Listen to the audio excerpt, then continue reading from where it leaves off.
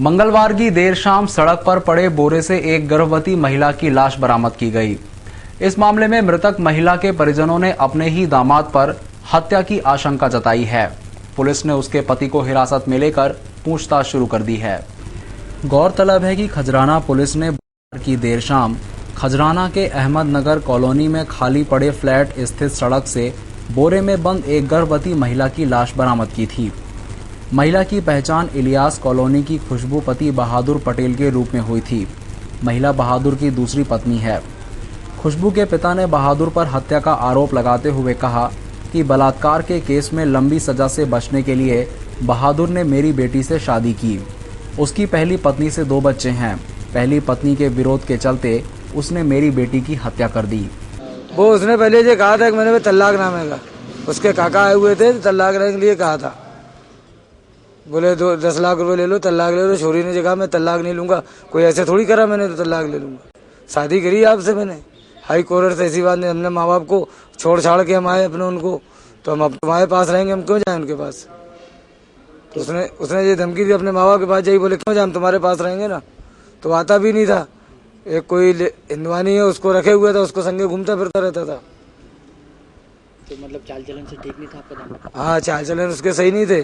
2-2 3-3 बीबियां रखे, शादीशुदा की जेतपुरा में, एक खजराने में जेकर दूसरी वाली ये कर रखी थी मेरी लड़की से। उसने इसलिए कर दिया कि मैं अभी शादी में जाने की तैयारी थी, तो सब कपड़ा लेते सब दिला के लाया। उसने कहा मार डालो, उसने खत्म कर तलाक जा है नहीं रही है, कहाँ फायदा, तलाक से मार डालो, नाम ही निशान नहीं रहेगा, कोई प्रूफ ही नहीं मिलेगा, इसलिए उसने मार डाला। पुलिस ने बहादुर को हिरासत में लेकर कड़ी पूछताछ शुरू कर दी है। बुधवार की शाम को पुलिस ने रसोमा नाले से एक अज्ञात युवक की शत विक्षिप्त लाश बरामद की है। मृतक के अंगों को बड़ी बेरहमी से काटकर अलग अलग फेंका गया था। उसका सिर अभी तक नहीं मिला है और न ही उसकी शिनाख्त हो पाई है। समाचार लिखे जाने तक पुलिस उसके अंगों की तलाश कर रही थी।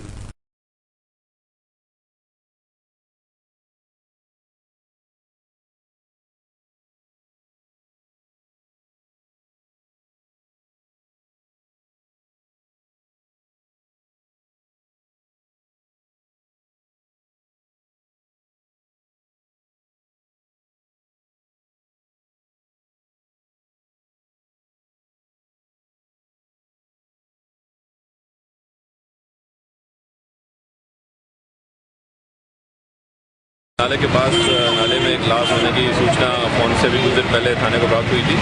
सूचना पुलिस ने यहाँ किया, उसके बाद यहाँ पे एक बॉडी, मेल बॉडी है और करीब 35 साल होना चाहिए, खंडित है, काफ़ी डिकम्पोज है, यहाँ प्राप्त हुई है। और पुलिस एफएसएल टीम मौके पर है और पुलिस के अधिकारी मौके पर है, जाँच कर रहे हैं, पोस्टमार्टम का कराया जा रहा है। डिकम्पोजिशन काफ़ी है, जैसा कि देखा कि जानवरों ने भी उसकी लाश को क्षत किया है, तो पोस्टमार्टम फाइंडिंग के बिना कुछ भी कहना संभव नहीं। विजयनगर में एक ट्रेवल संचालक ने परेशानी के चलते जहर खा लिया। उसे एक निजी अस्पताल में भर्ती किया गया, जहां गुरुवार को इलाज के दौरान उसकी मौत हो गई। उसके पर्स से मिले सुसाइड नोट में लेन देन के अलावा परेशानी की भी बात लिखी हुई है।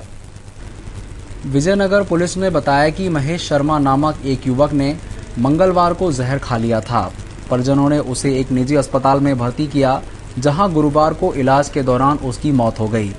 पुलिस को उसके पर्स से मिले सुसाइड नोट में अपने ड्राइवर धीरज से 1.25 लाख रुपए लेना और अनिल को 40,000 रुपए देने की बात लिखते हुए कहा है कि मैं अब और परेशानी नहीं झेल सकता हूं। पुलिस ने मर कायम कर लाश को पीएम के लिए एमवाय अस्पताल भेज दिया है। बुधवार की सुबह महापौर, एमआईसी सदस्य और कुछ पार्षद बीआरटीएस बस रैलिंग पर ट्रायल रन लेने पहुंचे। यह trial run Naulakha bus stand से निरंजनपुर तक लिया गया। इस बारे में महापौर का कहना था,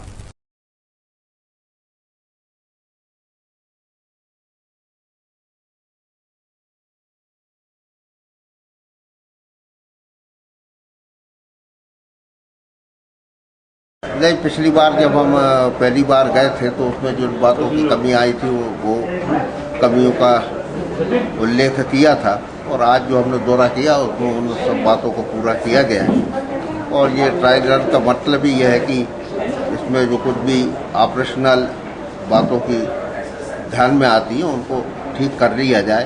और दूसरा, आज के ट्रायल रन का उद्देश्य था कि जब भी कोई नई चीज़ होती है तो उसके बारे में अलग अलग लोगों के मत रहते हैं, कुछ धारणाएँ रहती हैं, तो निश्चित रूप से जब प्रैक्टिकली वो खुद अनुभव करता है तो उससे लाभ होता है। तो आज के उसमें वो कमियां पूरी हुई हैं। मैं समझता हूँ कि ये अच्छा प्रोजेक्ट इंदौर के लिए और आगे इसके अच्छे परिणाम आएंगे। शॉर्ट सर्किट की वजह से लगी आग में एक डीपी और उसके पास रखा पुराना फर्नीचर जलकर खाक हो गया। आग ने चंद मिनटों में इतना भीषण रूप ले लिया था कि क्षेत्र में अफरा तफरी का माहौल बन गया। ये नज़ारा था मंगलवार रात मानिक बाग क्षेत्र का। यहाँ स्थित एक डीपी में स्पार्किंग के बाद आग लग गई। डीपी के पास ही एक कबाड़ व्यवसायी ने पुराना फर्नीचर जमा कर रखा था। आग चंद मिनटों में फैली और पूरे फर्नीचर को अपनी चपेट में ले लिया। हालांकि मौके पर पहुंची पुलिस ने लोगों की मदद से फर्नीचर हटाने की कोशिश की, लेकिन पूरा सामान हटा नहीं पाए।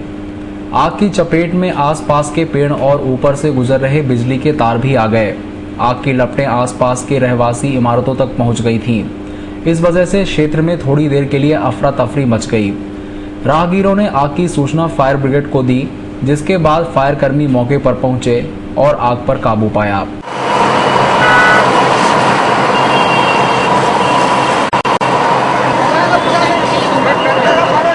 आग के कारण क्षेत्र की बिजली गुल हो गई थी।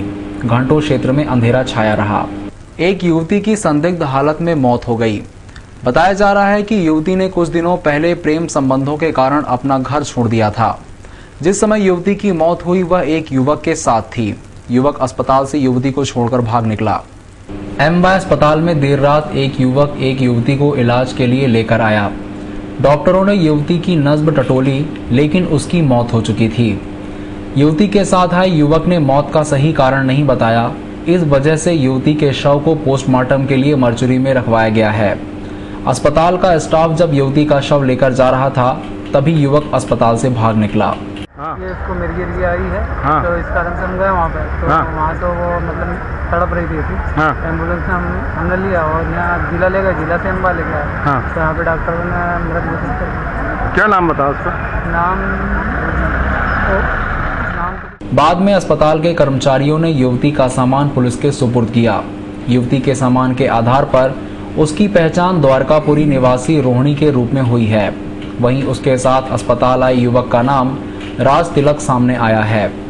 बताया जा रहा है कि कुछ दिनों पहले दोनों घर से भाग गए थे। रात को दोनों साथ ही थे, तभी युवती की मौत हो गई।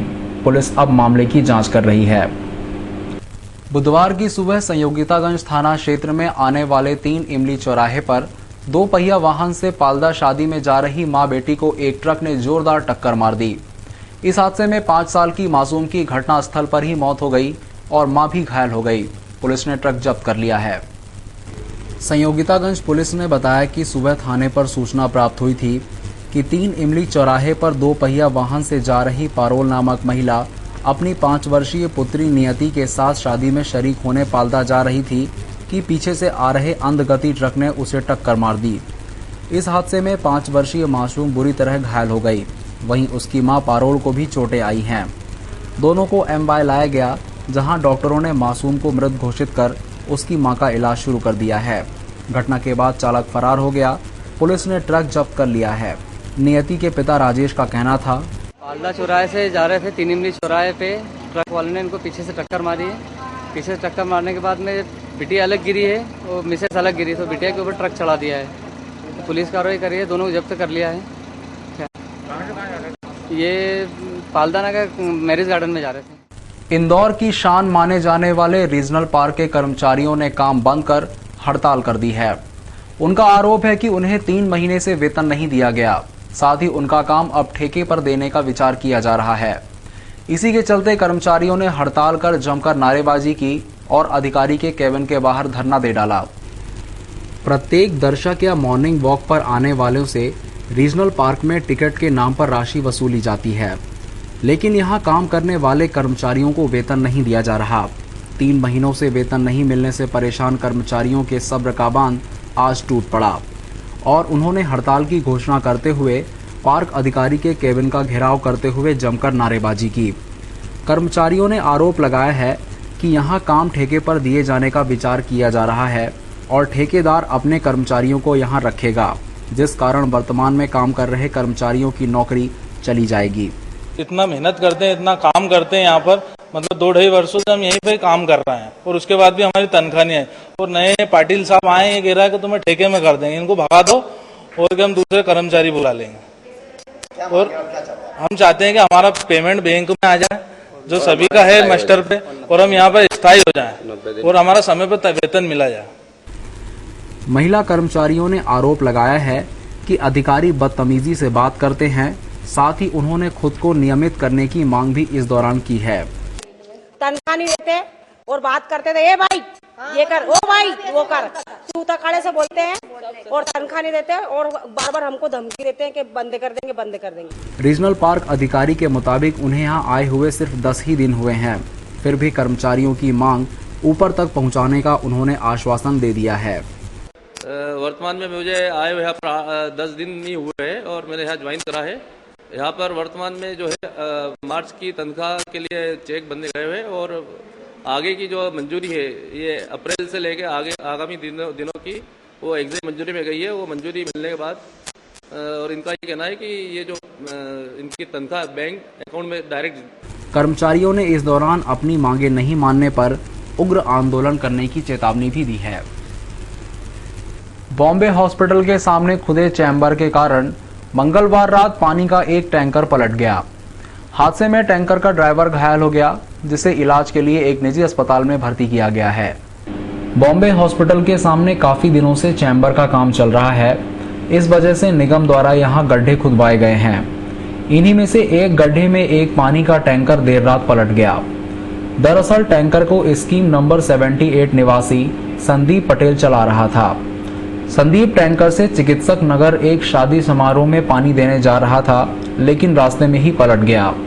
हादसे के कारण टैंकर का पानी भी सड़क पर बह गया था। इसलिए मार गई और गड्ढा था वो चैम्बर का, वो उसमें वो गाड़ी दब गई और पलटी खा गई। 1.5 महीने से खोद रखा है। ये कब से खुदे हुए? ये 1.5 से 2 महीने हो गए खुदे हुए। सुरक्षा बोर्ड नहीं है। सुरक्षा बोर्ड कोई नहीं, चालू रोड है, अपन ने इस वजह चालू रोड है आगे। देर रात क्रेन बुलवाकर टैंकर को गड्ढे से निकाला गया। वहीं घायल ड्राइवर को इलाज के लिए एक निजी अस्पताल में भर्ती किया गया है। केंद्र सरकार की नीतियों का विरोध अब तक राजनीतिक पार्टियां, किसान, केंद्रीय कर्मचारी और खुदरा व्यापारी कर रहे थे, लेकिन इस विरोध में अब मेडिकल व्यवसायी भी कूद पड़े हैं और केंद्र सरकार की नीतियों के विरोध में 10 मई को देशव्यापी बंद का आह्वान किया है। ऑल इंडिया केमिस्ट एवं ड्रगिस्ट एसोसिएशन ने आगामी 10 मई शुक्रवार को अखिल भारतीय बंद का आह्वान किया है।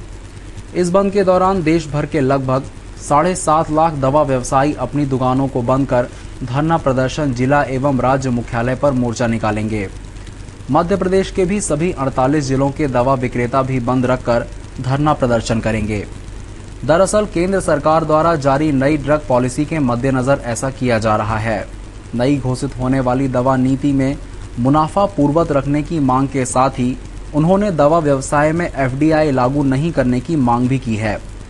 आज नहीं वर्षों से लास्ट टाइम जो 1985 में नवीनीकरण हुआ था 8 और 16% और 10 और 20% हमारा मुनाफा यथावत रखा जाए, यह हमारी केंद्र शासन से यह डिमांड है।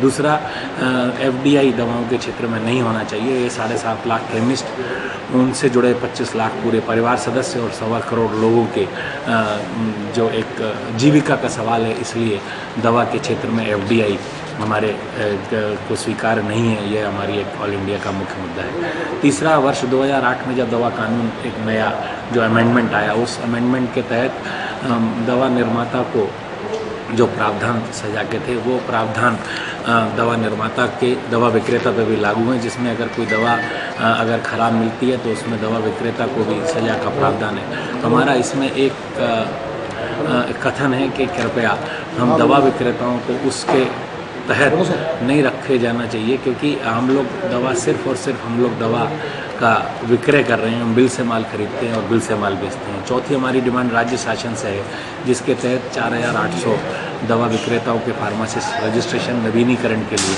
हमने वर्ष 2000 में जमा किए थे, वो हमें आज तक नवीनीकृत होकर नहीं मिले हैं। इसके तहत हम सरकार से, राज्य शासन से डिमांड करते हैं कि वो फार्मेसी काउंसिल को निर्देश दे कि मंगलवार को विधायक सुदर्शन गुप्ता के पिता इंद्रदेव गुप्ता की पहली पुण्यतिथि थी। इस मौके पर उन्हें भजनों के माध्यम से श्रद्धांजलि दी गई। कार्यक्रम का आयोजन स्थानीय नरसिंह वाटिका में किया गया था। कार्यक्रम में भाजपा से जुड़े लोगों के अलावा अन्य पार्टियों, मीडिया और अन्य गणमान्य लोग पहुंचे थे।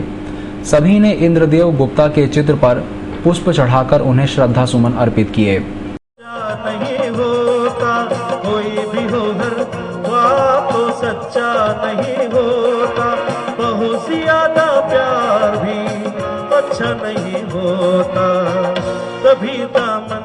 आदिम जाति विभाग में शिक्षक पद पर सस्पेंड हुए व्यक्ति ने बुधवार को कलेक्टर कार्यालय पर लगे टावर पर चढ़कर आत्महत्या करने की कोशिश की, लेकिन पुलिस ने उसे कूदने के पूर्व ही धर दबोचा।